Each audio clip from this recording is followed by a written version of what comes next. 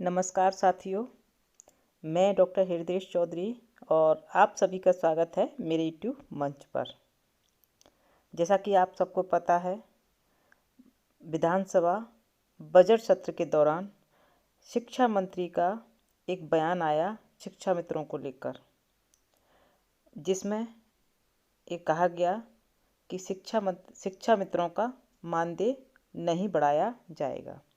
उसके बाद कुछ ऐसा लगा कि शिक्षा मित्र की सरकार से कुछ नाराज़गी जाहिर हुई उनके वक्तव्यों के द्वारा, उनके कमेंट्स के द्वारा। उसके बाद सरकार से नाराज़ शिक्षा मित्रों के साथ एमएलसी श्री चंद्र शर्मा जी लाइव हुए और लाइव होकर बड़ी जानकारी दी। अब लाइव आकर क्या क्या कहा वो आज हम इसकी वीडियो में चर्चा करेंगे और बताएंगे, एक एक शब्द उनके द्वारा जो बोला गया है, कहा गया है, वो सब आपसे शेयर करेंगे। तो आप लोग सब ध्यान से सुनिएगा।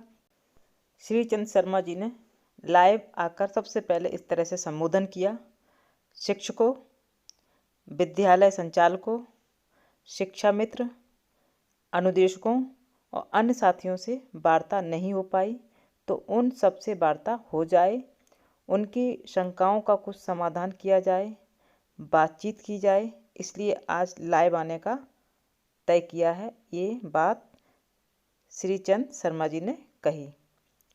उसके बाद उन्होंने सबको महाशिवरात्रि की बधाई दी। बधाई देने के बाद बधाई प्रेषित की। उसके बाद उन्होंने कहा, सभी शिक्षा मित्रों को आमंत्रित किया और उन्होंने कहा कि सभी लोग जुड़ रहे हैं और मैं सबसे संवाद करना चाहता हूं। और काफ़ी संख्या में शिक्षा मित्र जुड़ चुके हैं।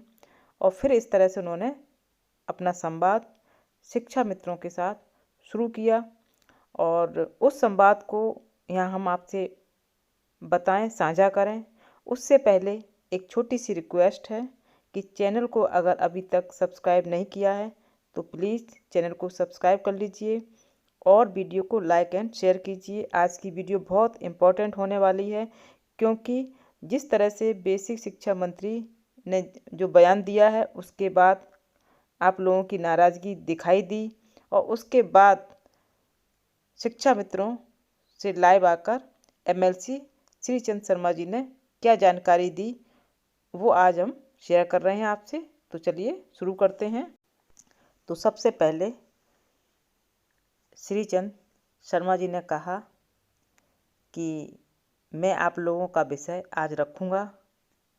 तो सबसे पहले शिक्षा मित्र पर बात करते हैं, क्योंकि मैं देख रहा हूँ कि बड़ी संख्या में हमारे शिक्षा मित्र जुड़े हैं और उनके कमेंट्स मैं देख रहा हूँ। तो आप सब लोगों का स्वागत है। बंधुओं, शिक्षा मित्र एक व्यवस्था की खामी को झेल रहे हैं।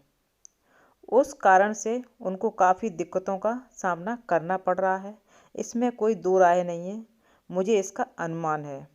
मान्यवर बाबू कल्याण सिंह जी जब चीफ मिनिस्टर थे उस समय शिक्षकों की कमी को ध्यान में रखते हुए उन्होंने एक व्यवस्था बनाई कि गांव में जो एजुकेटेड बेटा या बेटी हों उनके द्वारा प्राथमिक विद्यालयों में जो हमारे बच्चे हैं उनको पढ़वाने का काम लिया जाए और उनको कुछ न कुछ मानदेय दिया जाए। मानदेय की व्यवस्था चलती रही। इसी बीच सपा शासनकाल में यह तय किया गया कि इनको रेगुलर शिक्षक का रूप दे दिया जाए। हम सब लोग जानते हैं कि उस निर्णय के बाद जो हमारे बीटीसी और बीएड वाले बच्चे कोर्ट गए और उन्होंने ये बात कही कि साहब इस तरह से शिक्षकों का चयन किया जाएगा तो जो हम लोग प्रशिक्षण प्राप्त हैं हमारा क्या होगा। और उसके कारण से सुप्रीम कोर्ट में चूँकि यह भर्ती नियम विरोध झटके पर दी गई थी वो रद्द हो गई और उसके कारण से हमारे शिक्षा मित्र एकदम से बहुत नीचे आ गए। उस समय उनको जो शिक्षक सहायक अध्यापक नहीं बन पाए थे उनको 3500 मानदेय मिलता था। तो ये सब भी जो सहायक अध्यापक बन गए इनको भी फिर 3500 ही मिलने लगा। उस समय तक योगी जी की सरकार बन गई थी।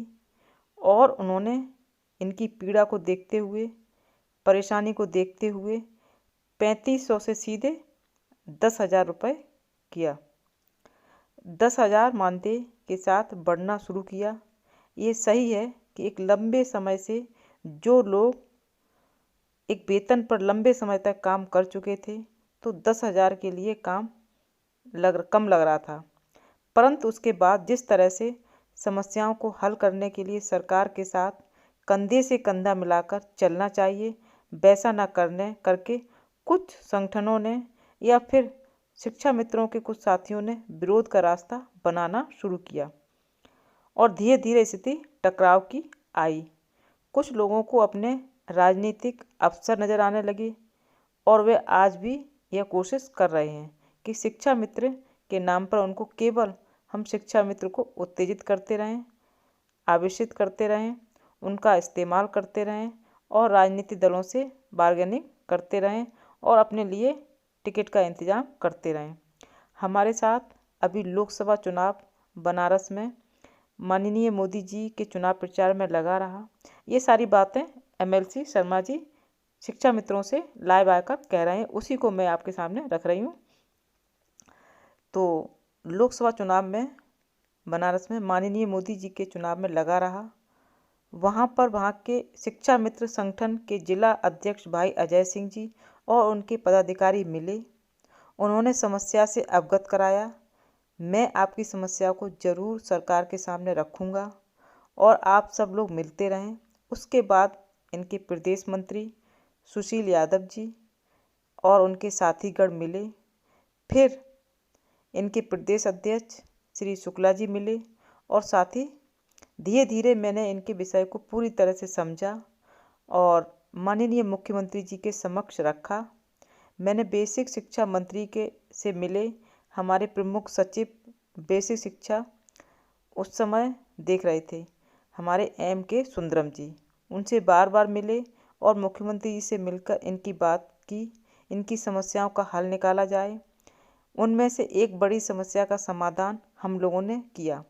इसके लिए मुख्यमंत्री जी, बेसिक शिक्षा मंत्री जी को धन्यवाद प्रेषित करता हूँ और सुंदरम साहब जी भी इसमें धन्यवाद के पात्र हैं कि उन्होंने हमारे इस मांग को, हमारे शिक्षा मित्रों की मांग को स्वीकार किया। और आगे क्या कहते हैं, जिस समय हमारे ये शिक्षा मित्र का चयन हुआ था उसी समय तो अपने अपने गांव में तैनात हुए थे, लेकिन बाद में उनको सहायक अध्यापक बनाया गया, अलग अलग विद्यालय में पोस्ट किया गया और वहीं पर वह अभी तक चल रहे थे। और हमारे खुद के मेरे गांव के भी ऐसे साथी जितना मानदेय पाते हैं उसमें से एक बड़ा हिस्सा आने जाने में खर्च हो जाता है। तो उन्होंने सबसे पहले यह रिलीफ मांगा कि जो हमारे शिक्षा मित्र साथी हैं उनको और बहनों को हमारी शिक्षा मित्र बहन हैं उनको इस सुविधा मिलेगी। जहां उनका चयन हुआ था वहां पर या जहां पर वह अभी हैं वहां जाना चाहते हैं वहां पर, अथवा हमारी जो शिक्षा मित्र बहनें हैं उनके विवाह उपरांत जहां पर स्थानांतरण की सुविधा मिले। ये साथियों पूरे देश में पहली बार ऐसा हुआ कि संविदा पर काम कर रहे साथियों को अंतर जनपदीय स्थानांतरण की सुविधा दी गई है और तय किया गया कि उनको सुविधा दी जाएगी जो हमारे शिक्षा मित्र साथी हैं, भाई हैं, वो जहाँ पर तैनात हैं वहाँ, और दूसरा विकल्प उनको होगा जहाँ पर वो अभी हैं वहाँ काम करना चाहते हैं तो वहाँ काम कर सकते हैं, अन्यथा जहाँ तैनात हुए थे जहाँ उनका चयन हुआ था वहाँ जा सकते हैं। इसी तरह बहनों के पास 3 विकल्प हैं, जहाँ वह चयनित हुई थी वहाँ, या फिर अभी जहाँ पढ़ा रही हैं वहाँ, या फिर जहाँ उनका विवाह हुआ है वहाँ जाना चाहती हैं तो वहाँ जा सकती हैं। इस तरह से इस पॉलिसी में शिक्षा मित्र एवं अनुदेशकों को यह सुविधा दी गई थी। तो यूपी सरकार ने इतना बड़ा एक कदम उठाया था कि शिक्षा मित्रों को अंतर जनपदीय स्थानांतरण करके, जिससे कि उन्हें कोई समस्या ना हो। तो ये शिक्षा मित्रों के लिए बड़ी खुशी की बात है कि हमारी सभी चीज़ों को माननीय मुख्यमंत्री जी ने सुना और उस समस्या का हल निकाला। तो साथियों इस तरह से शिक्षा मित्रों से लाइव आकर MLC श्री चंद शर्मा जी ने बहुत सारी जानकारी दी और उनकी समस्या को समझा और शायद उम्मीद करते हैं कि वो आगे जो उनकी मांग है मानदेय को लेकर उस पर भी कुछ ना कुछ विचार किया जाएगा। लेकिन अभी फ़िलहाल जिस तरह से शिक्षा मंत्री का बयान आया है उससे अभी उम्मीद नहीं दिखाई दे रही है, उम्मीद की कोई किरण नज़र नहीं आ रही है। लेकिन अंतर जनपदीय ट्रांसफ़र करने का यानी कि स्थानांतरण करने का जो खुशी दी है उसके बारे में उन्होंने बहुत सारी चीज़ें रखी अपनी, और आगे उम्मीद बरकरार है कि कुछ अच्छा होगा शिक्षा मित्रों के साथ। अगर ऐसी बात ना होती तो शिक्षा मित्रों को से लाइव आकर अपनी बात बड़ी जानकारी न देते। तो इसी के साथ आगे क्या अपडेट रहेगा और बताएंगे क्या होने वाला है, और जुड़े रहिए और चैनल को सब्सक्राइब जरूर कर लीजिएगा जिससे कि सारी अपडेट आपको मिलती रहे। इसी के साथ जय हिंद जय भारत।